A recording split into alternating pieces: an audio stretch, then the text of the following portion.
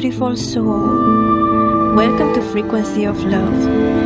I'm Mistress Ana, certified coach, holistic therapist, and founder of King Academy and Love Association. And this is your space for honest conversations about who you are becoming, and everything in between. Let's begin.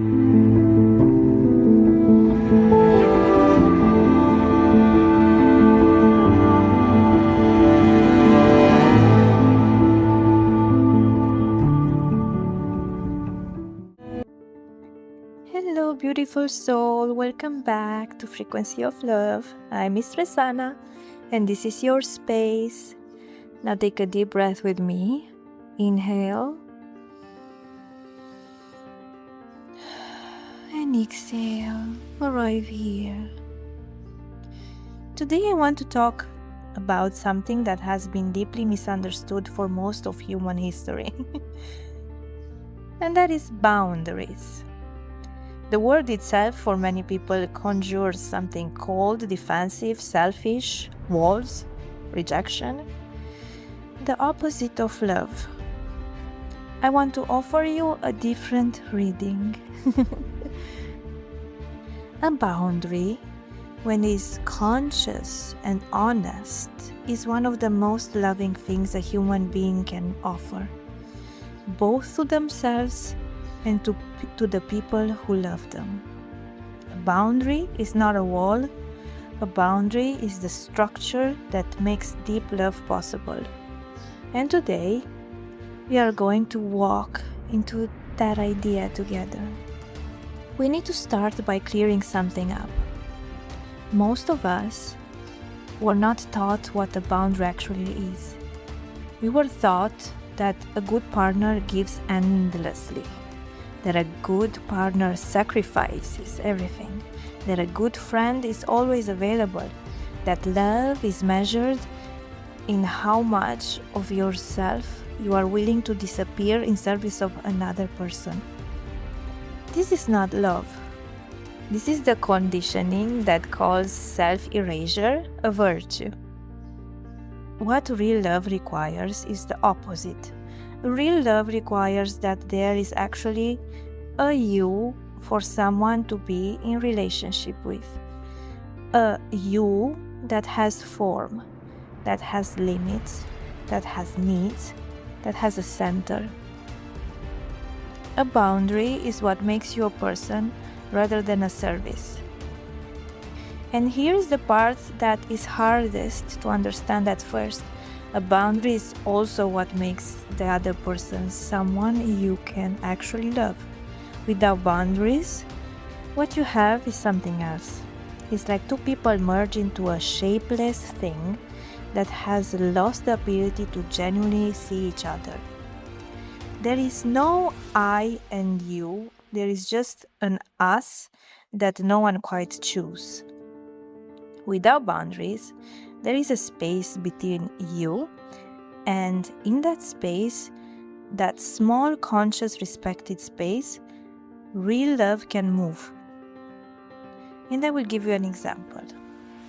Susan, she was 38 when we first met. She had spent her entire adult life as what she called the easy one, in every relationship she had ever been in. She was easy because she said yes to almost everything. She did not ask for much, she did not make sense. She was the partner who absorbed, who accommodated, who flexed around the needs of whoever she was with. By that time, she was hollow. Her marriage had recently ended, not because her husband had wronged her, but because she had finally admitted to herself that she had been disappearing for years, and she did not know how much longer there would be a self left to save. And she said to me, "I thought love meant giving everything. I gave everything, and there is nothing left of me." And then I asked her a question. I asked, what if love does not require you to disappear? What if love requires you to be entirely here? and she did not know what to say. She had never been taught that boundaries and love could live in the same body. The slow work she did over the next year was not about learning to say no. That came later. The first work was learning that she existed as a separate person, that she had wants, that she had needs, that her wants mattered, her needs mattered, that when she did not name them, no one in her life could actually love her, because no one could find her.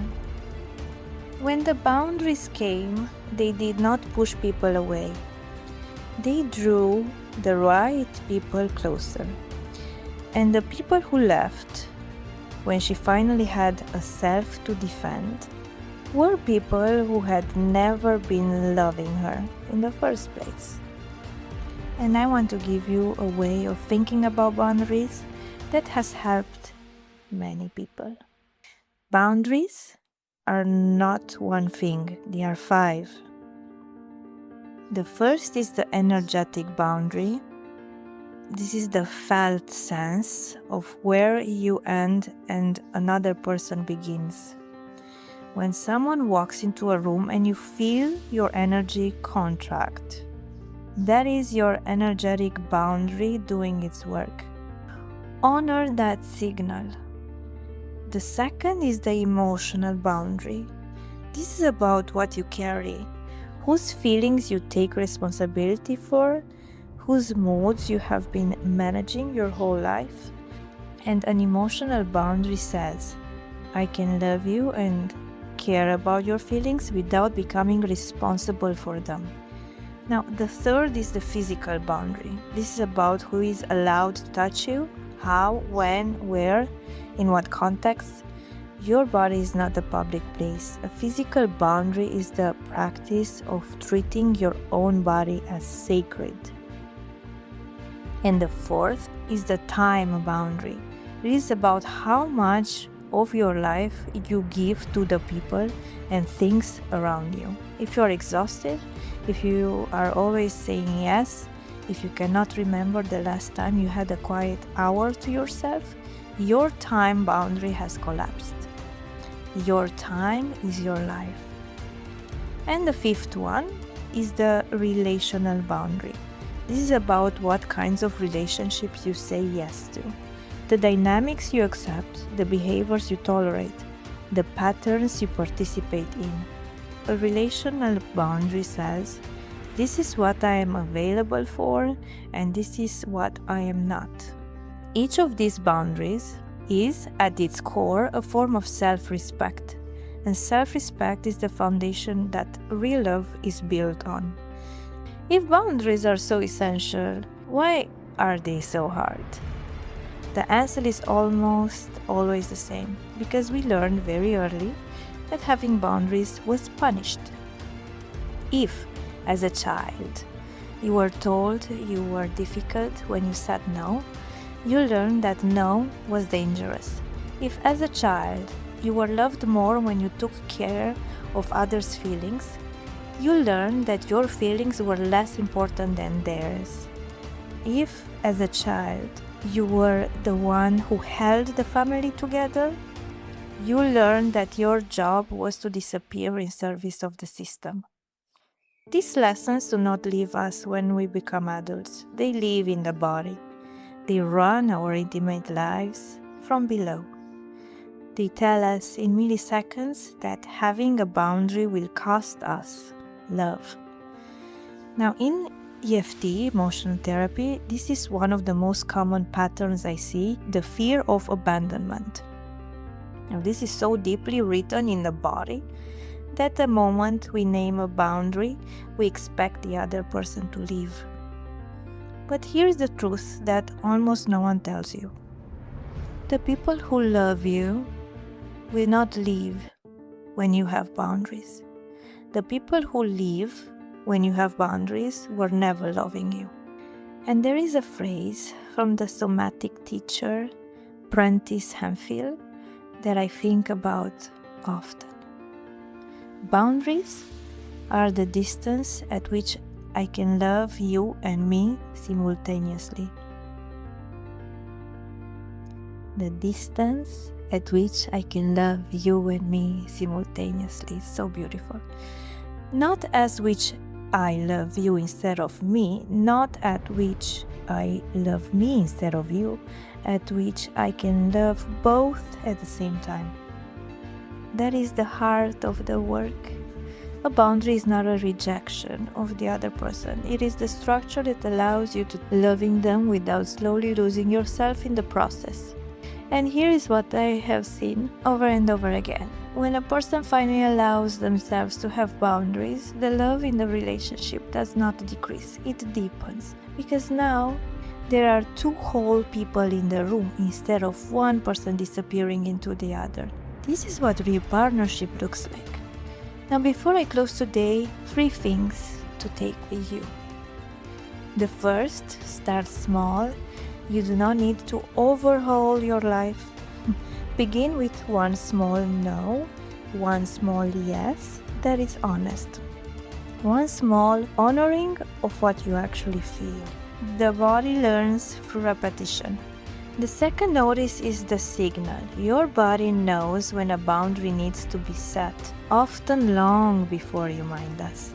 The contraction in your chest, the tightening in your jaw, the fatigue that comes after a certain conversation, these are messages. Listen to them. And the third, trust that the right people will stay. The hardest part of setting boundaries is the fear of who will leave. And let me tell you gently, the people who can love the real you will adjust. The people who cannot were already gone. Now, if you have been someone who has spent years giving more than you had, accommodating more than you should have, disappearing in order to be loved, I want you to hear this. You are allowed to take up space. You are allowed to have needs. You are allowed to be a whole person, not a service. And the love that finds you when you finally do this work, the love that meets the real you with your boundaries intact, is the love you were waiting for a long time. And at Love Association in Kink Academy, we hold space for people learning this work, people who are ready to stop disappearing and start loving from the center. I will leave the link in the notes. You can read our blog, join our workshops, events, and join our community. Now take a deep breath with me. Inhale and exhale. And just notice where in your body is a boundary asking to be set. Thank you for being here with me. This is Frequency of Love. I'm Mistress Ana, and I will meet you again in the next soul conversation.